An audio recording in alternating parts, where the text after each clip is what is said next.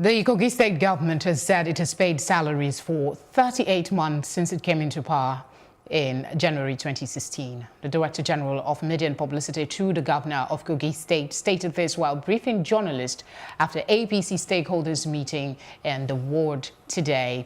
I still have with me in the studio Adeni Kunu, political analyst, and of course Jide Ologu. Thank you very much, gentlemen, for staying with us. Yeah. Politics, party intrigues, we keep having them all over the place. This time, the governor is saying one thing. There are others who are saying that is not quite true. Now, we have this group, the Kogi State APC Stakeholders Forum. They're saying they've petitioned the president severally about the governor. And one of the issues that they captured was the fact that he's known for owing salaries, pensions, and gratuity. We also hear that he has not paid full salaries of workers in Kogi State. So what do you make of this conflict in conversation? The governor is saying, I have paid up to date. Other groups are saying, no, you still owe salaries. I think the best thing to do is to first of all go dig it up. But I have to begin by saying that between 2016 and now, Kogi State has collected 313 billion in allocation. That's for the records. And that's actually from the Ministry of Finance of this country. So I did not get the figure from my own mental configuration. It's from government too. So, and don't forget that up until about 4, 5, 6, 7 months ago, there were issues that well over half of the states of this country still owe salaries, even after they released the third tranche of the Pagari Fund. It tells you then that it must have been some serious miracle that between then and now, the man has paid and has not made it a political statement. Because what is typical of many of them is that when they construct 2-kilometer road, there's funfair, there is jamboree. They forget that that is in the first place below what they should be doing for their people at this age and time. And don't forget the people who raise the issues. You talked about the APC group, so they are talking about those from his own party also raising it. Then Labour also raised the issue. I have to tell you one deep secret here, even if it's going to be in an open secret now, that I know medical doctors who are relinquishing their appointments with the Kogi State government and moving out of the state because of unpaid salaries, because of the working conditions. I'm not telling you what is in the sky, what is happening 2019 as we are here. These stories will not be told you, but these are the realities of what we go through in this country. That is happening. So somebody could make a say and say, they're not. Do you know what 38 months means in the life of people? And oftentimes it's because government feels that they're doing them favors. And the people themselves leave their faith in the hands of God. It's a lie. God has solved your problem. Stand against the breach of contract. What is NLC doing? Because I had one of the representatives here a couple of weeks ago, and we talked about, you know, championing costs other than minimum wage.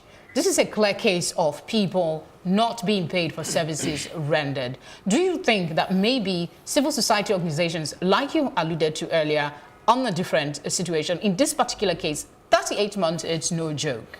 You know, there is what we call returns on investment in the business arena.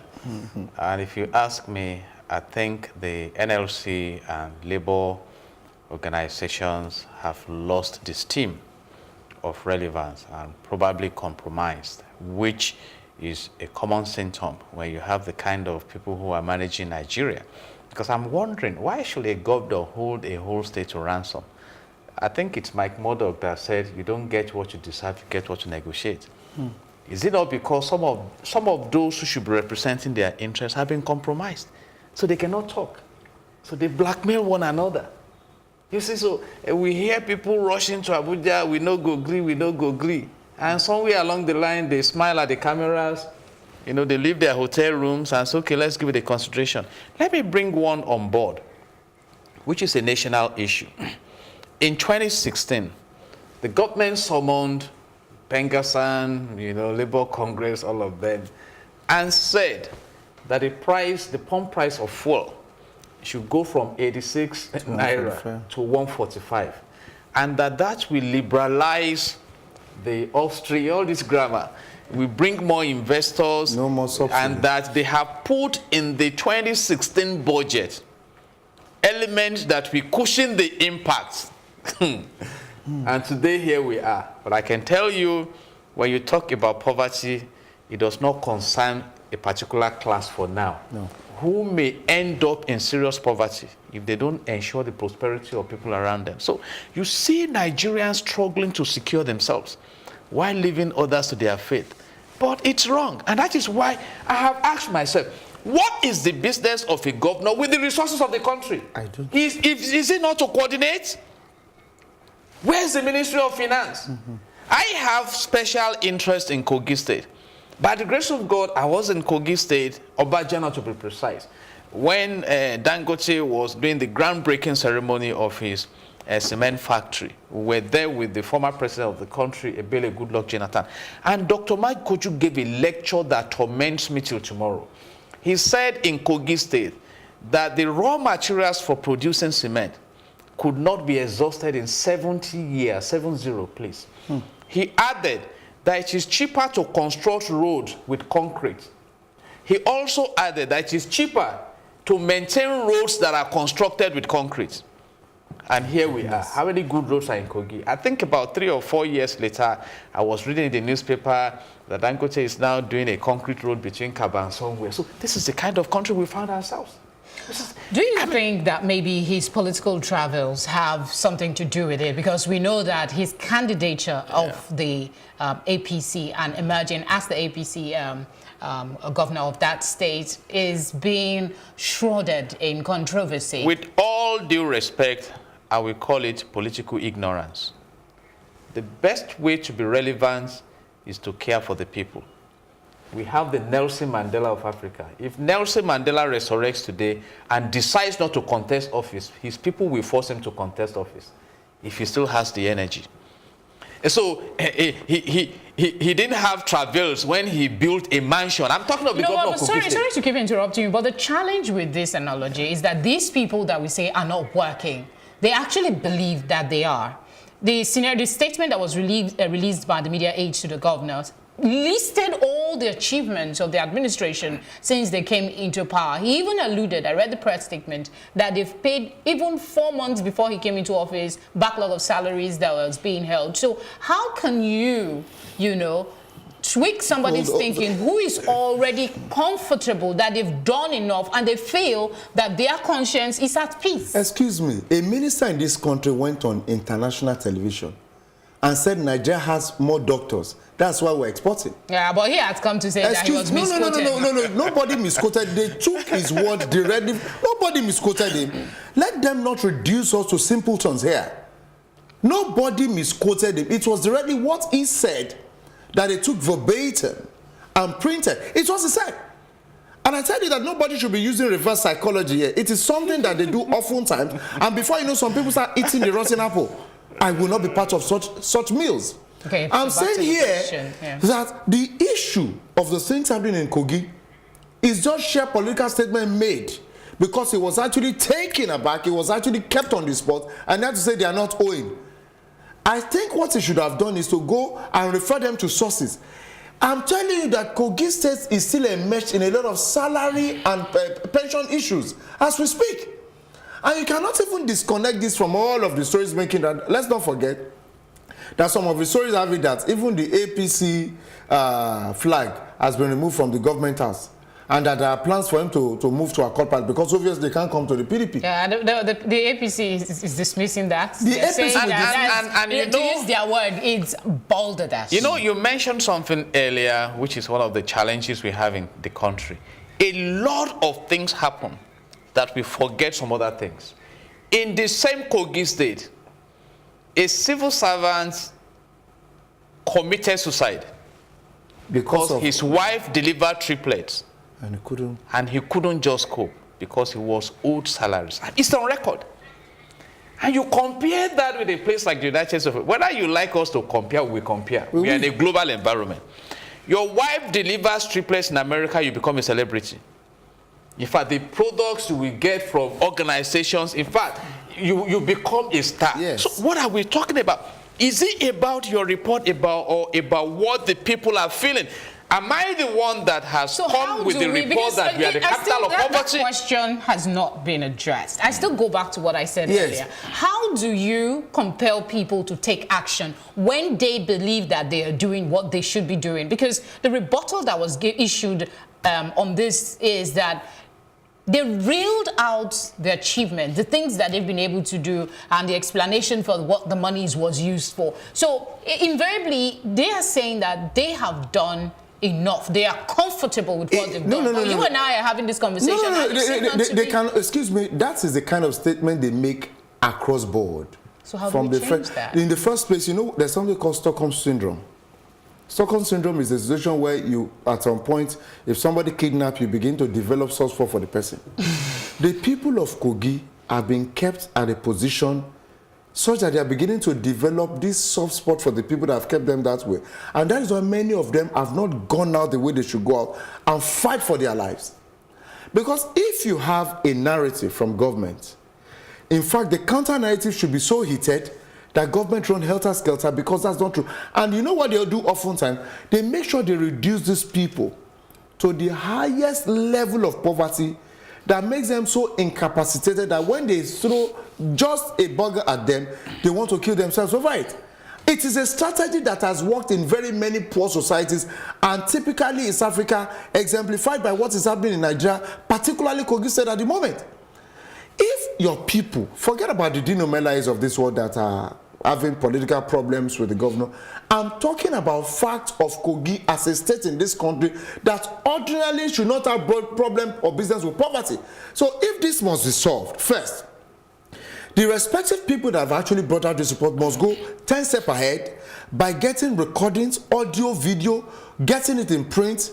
I've given you some figures now. That's part of what they should get. Make sure that there is heated counter-narratives. It is easy to make political statements. I'm telling you, it's the same. It's a replica of what the Minister of Labour, Kogi said. That's last week. It has to be addressed by the people first by countering this very negative narrative. Ajide, I'd like to get and talking about narratives, I mean, we've had so many of these. The Ganduje case is still out there. As at 1999, Nigeria was generating about 1,750 megawatts of electricity, and we have boasted so much of increasing it to 3,000, 4,000 naira, 4,000 megawatts. As at that time, we had about 79 power stations, out of which only 19 were functioning. As at today, recently, I'm talking about in the last 2 weeks, 4 power stations were shut down because of the leakage of but then the narrative we have done our best. We have spent trillions on massive infrastructure. What do we do? Quickly, because we're out of time. What do? We rather keep quiet, continue with the poverty. We are playing our own roles by sensitizing the people. Sovereignty belongs to the people. But in law, we say that it may be your fundamental human right. If you don't go for it, you lose it. You never enjoy it. So, great Nigerians, you choose between condoning this poverty. It's been said about Nigerians that when you push them to the wall, they dig into the wall. It was the increase in the price of bread that started what we are witnessing in Sudan now. It may be something less consequential that will lead Nigerians to the riches of this country is for the benefit of all. And let's go to law now. Contract means offer and acceptance, and you must perform your own side. My role as an electorate is to go out there and vote. The moment I perform that, you are to make life meaningful for me. Yes. I should not be the one securing my life and property, drilling my own borehole, running my own education system for my children. You know, I mean, these issues are obvious. But in Nigeria, we quickly deny them. We classify them as criticizing the government. And I keep asking the government, I'm afraid I have to if this country is perfect the way it is, why do we run out of this country to go and taste the breath of life and come back to depression? I think I'm on the side of the people. We need to do something about the pressure in this country. This country has a greater destiny than what we are experiencing. Thank you very much, Jide. Thank you. I didn't want to interrupt you, but because this is very important, I just hope that we will hit the right spots and people will take the necessary actions. Hopefully Thank you we will. very much, gentlemen, for coming on the program. Thank you. God bless Adeni Nigeria. Kunu and, of course, Jide Ologu. Thank you. Thank you. Thank God. Well, we will look at Plus Politics package, and when we return, I'll give my take. Stay with us.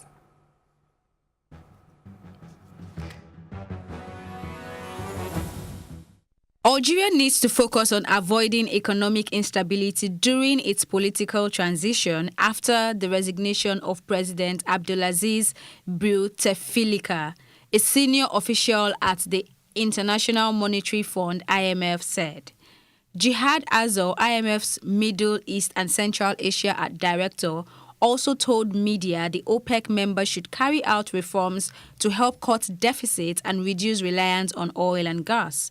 Bouteflika resigned on April 2nd amid mass demonstrations against his two-decade rule, and the protests have not stopped, with activists seeking the departure of Prime Minister Nuruddin Bidal and interim President Abdelkader Ben Salah.